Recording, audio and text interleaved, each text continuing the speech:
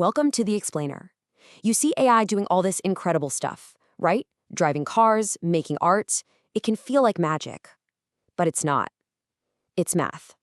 And today, we're going to pull back the curtain on the calculus that makes it all possible. We're talking about the single most important algorithm in all of machine learning, backpropagation. So let's just get right to the heart of it. How does a machine actually learn from its mistakes? You know, when an AI gets something wrong, it's got millions, sometimes billions, of these little internal knobs to tweak. How in the world does it know which specific one to turn and, exactly how far to turn it? It seems impossible, right? Well, it's not magic. It's just some really, really clever math. Okay, first things first. Before an AI can even think about fixing a mistake, it has to know how badly it messed up. And that's where something called the cost function comes in. Just think of it as a score. A really high score means a huge mistake. A low score, well, that means we're getting warmer, getting closer to the right answer. The goal of the game is to get that score as low as you possibly can, ideally all the way down to 0. So here's how we're going to break this all down. We'll start with the main goal, making smart adjustments. Then we'll look at a simple chain reaction, get into the nitty-gritty of the math, see how it all scales up to a real network, and finally, we'll look at the backpropagation engine itself. All right, part 1, the goal, smart adjustments. We're going to get into understanding sensitivity in a really simple network. To make this super clear, we're going to start with let's call it a toy network, where each layer has just one single neuron. This way, we can see all the moving parts without getting bogged down in the crazy complexity of a real one. Okay, so here's the absolute key to everything. Our main goal is to figure out just how sensitive that final cost function is to tiny, tiny changes in each and every weight and bias. Think about it. If you nudge a weight just a little bit, how much does the final error change? If we can measure that sensitivity, then we know exactly which knobs to turn and in which direction to make that error drop as fast as possible. Okay, next section, a simple chain reaction. We're looking at how a small change cascades through the network. Because, when you change one of these weights, it doesn't just happen in isolation. No way. It creates this ripple effect, like a domino chain, that flows all the way through the network to the very end. So you can really picture it like this chain of nudges. First, you give a tiny push to a single weight. What happens next? Well, that causes a small change in the weighted sum inside the neuron it's connected to. And that change then alters the neuron's own activation, how much it fires. And then finally, that change in activation is what actually affects the total cost. It's this perfect, predictable domino rally. So how do we measure the strength of this whole domino effect? Well, that's where a beautiful little tool from calculus comes into play. It's called the chain rule. And what it does is it gives us the exact ratio. It tells us precisely how much that final nudge to the cost was a direct result of our tiny initial nudge to that one weight. It connects the start of the chain to the very end. All right, section 3, breaking down the math. Now we're going to deconstruct the chain rule equation.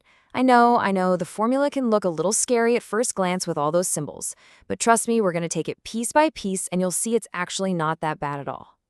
So the core idea behind the chain rule is actually super intuitive.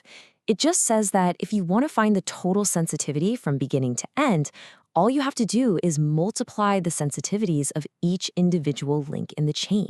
It's like, if you want to know how hard the last domino falls, you just multiply the force of each domino, hitting the next one. And here's the really clever part. Instead of trying to solve one giant, complicated problem, the chain rule lets us break it down into 3 much smaller, manageable pieces. So, step 1 is just asking, how much does the cost change when the final neuron's output changes? Simple. Step 2, how much does that neuron's output change based on the signal it got? And finally, step 3, how much did our little nudge to the weight affect that signal in the first place? You answer those 3 questions and boom, you've solved the whole thing.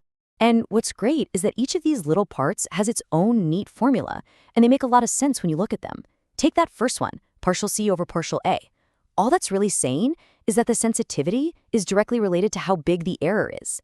So if the network's prediction is way, way off, this value gets bigger, which tells the system, hey, we need a big correction over here. Now, this third piece is where the magic really happens. It perfectly captures the essence of learning. That last term, a to the L-1, that's just the activation of the neuron from the previous layer. So what does that mean?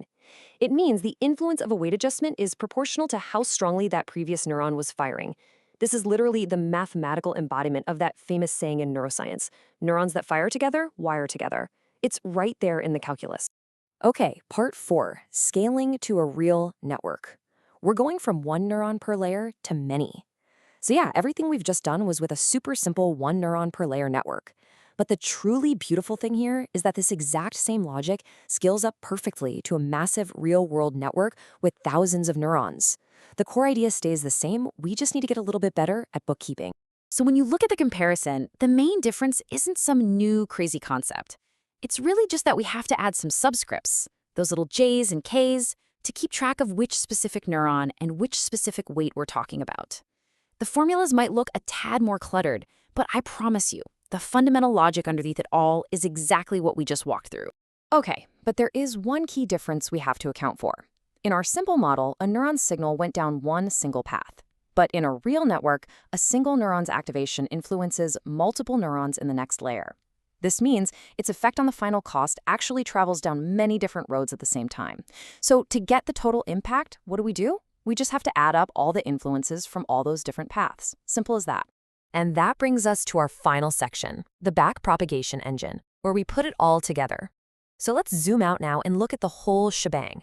This entire process, using the chain rule to work backward from the final error and figure out the exact sensitivity for every single connection in the network, that is the engine that drives learning in pretty much all of modern AI. And this process has a name: backpropagation. That's what it is. It's this incredibly efficient algorithm that just applies the chain rule over and over, starting from the final cost and working its way backward through the entire network. Its job is to calculate something called the gradient. And you can just think of the gradient as a giant arrow that points in the perfect downhill direction, the direction of steepest descent to reduce that error score. So when you put it all together, you get this beautiful, elegant learning loop. Step 1, the network makes a prediction. Step 2, the cost function tells it how wrong it was. Step 3, backpropagation figures out the exact downhill direction to fix it. Step 4, all the weights and biases get a tiny little nudge in that direction, and then you just repeat that whole process, millions, sometimes billions of times. And with every single loop, it gets just a little bit smarter. And that's really it. This incredible mathematical chain reaction is the workhorse behind so much of modern AI. It's not an abstract idea. Right now, at this very moment, this exact process is happening countless times across the globe. It's what's teaching AIs to do everything from creating unbelievable art to helping us discover new medicines. So if this is what it means for a machine to learn, it really makes you wonder, what is it learning to do right now?